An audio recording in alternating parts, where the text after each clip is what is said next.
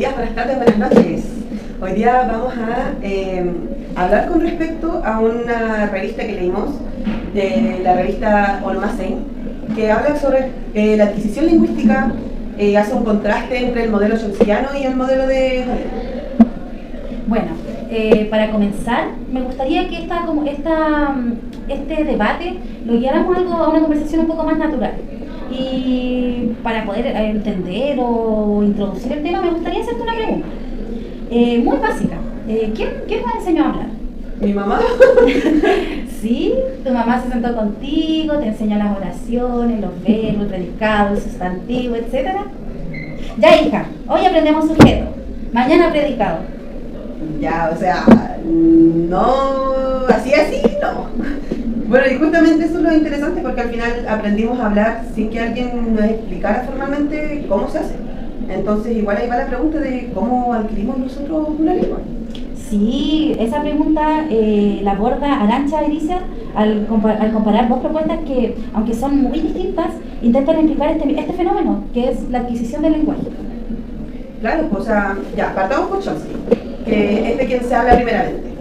Su propuesta es innatista. Él plantea que todos los seres humanos ya vienen con una predisposición biológica para poder desarrollar una lengua. Claro, así como, por ejemplo, el caminar. Cuando se dice, o sea, por ejemplo, Chomsky plantea que así como el bebé nace y empieza a gatear y naturalmente camina, de la misma forma funciona la lengua.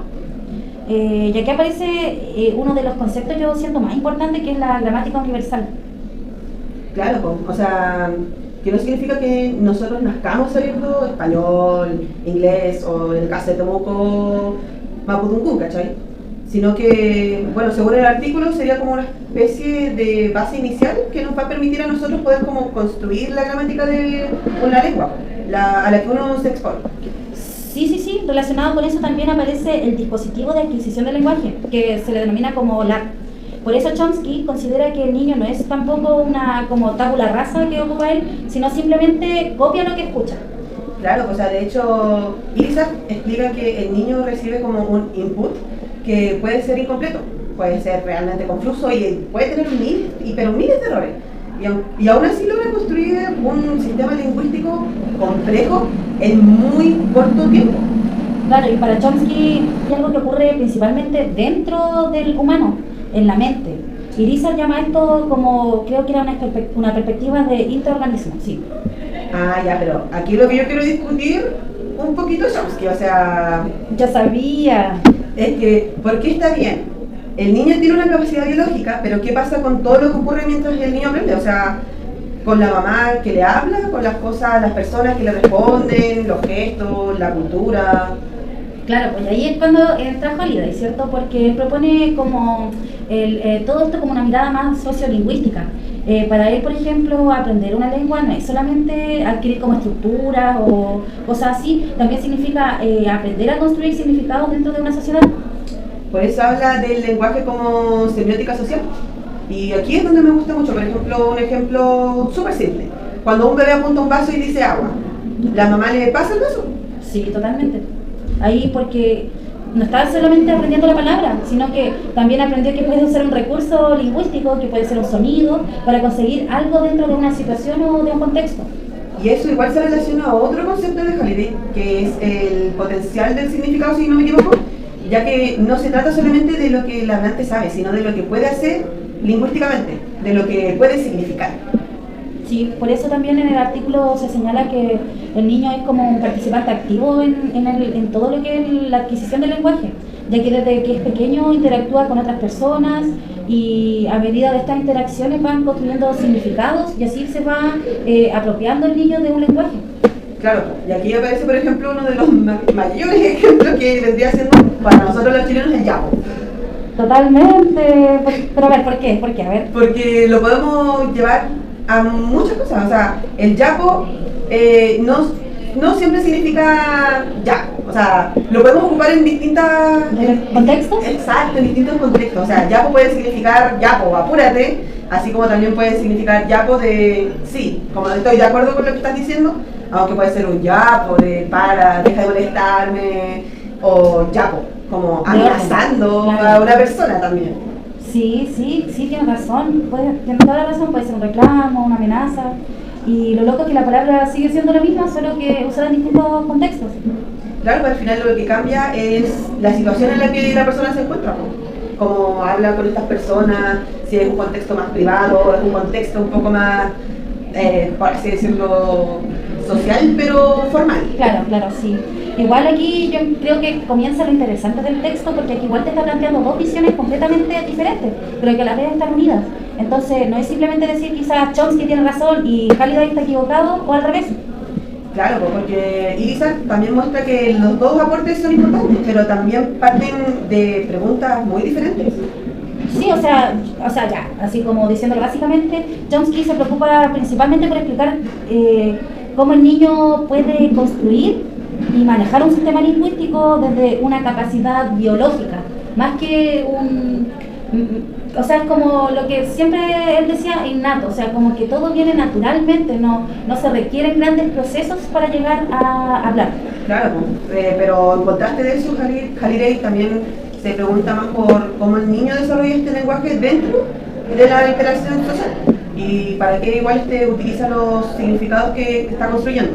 Yo siento que podría ser como la forma y el fondo. Cuando se dice, no sé, Chomsky podría ser como la forma y Halliday el fondo. Siento, o sea, si lo viéramos desde esa perspectiva. Claro, porque igual tenemos una diferencia bien clara por el intraorganismo versus el interorganismo. Sí, porque el intraorganismo habla sobre lo que ocurre desde la mente. Claro, y el interorganismo, claro, ese mismo habla sobre lo que ocurre entre las personas, ya más al exterior. Claro. Mira, personalmente yo creo que sería un error llevar esta discusión como al extremo de quién es mejor o siento que no. Claro, porque al final el mismo artículo muestra cómo Halliday tampoco niega que exista como una dotación biológica humana que pueda ayudarnos a desarrollar el lenguaje. Sí, y tampoco Chomsky ignora completamente el entorno, porque simplemente la diferencia está en que cuánto peso se le da a cada teoría. Claro, a mí me convence más pensar que para entender la adquisición del lenguaje necesitamos como mirar estas dos dimensiones, aunque las dos dimensiones no sean tampoco completamente compatibles. Sí, porque así como hay algo dentro del niño que permite que desarrolle ese lenguaje, también hay un mundo afuera que le da las razones para usar este lenguaje. Porque, por ejemplo, uno también tiene que adecuarse al contexto, porque ya que, ¿cómo sería el tener el uso del lenguaje, el poder hacer quizás palabras, decir sonidos, qué sé yo, pero si no estuviéramos dentro de estas reglas, tanto como de idiomas o de ortografía, ¿cómo nos pudiéramos entender entre nosotros? Entonces yo creo que igual está bien lo que plantea Chomsky como todo lo que es lo biológico, pero también es muy importante cómo el contexto nos ayuda a desarrollar ese talento innato que traemos para poder comunicarnos. Claro, y ahí es donde volvemos al principio, con la pregunta de ¿quién nos enseñó a hablar? Quizás la respuesta, yo creo, no es tan simple como nuestra mamá, ni tampoco simplemente nuestro cerebro. Claro, porque siguiendo a Irizar, aprender una lengua también implica así tanto la capacidad humana como el proceso de desarrollo que ocurre en relación o al relacionarnos con otros. Sí, por eso yo creo que hablar es mucho más que aprender solo palabras. También es aprender a significar, relacionarnos, comunicarnos, también a participar de una comunidad. Todo eso es el lenguaje. Entonces, la próxima vez que, no sé, yo creo que hagamos un ejercicio. La próxima vez que escuchemos a un niño decir, no sé, una frase que parece súper simple, no sé, como dame agua.